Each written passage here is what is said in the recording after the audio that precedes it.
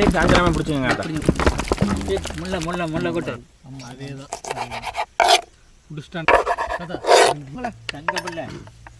ஆமாம் இப்போ தங்க பிள்ளை பேரு பாரு. அதான் தண்ணி வடிச்சிடுறோம்.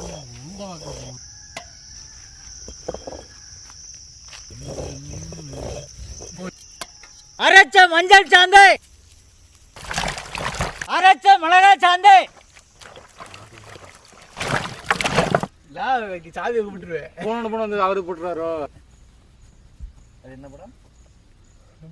போட்டது பின்னாடி போட்டதை விட நல்லா இப்போ பெரட்டுங்க அதை.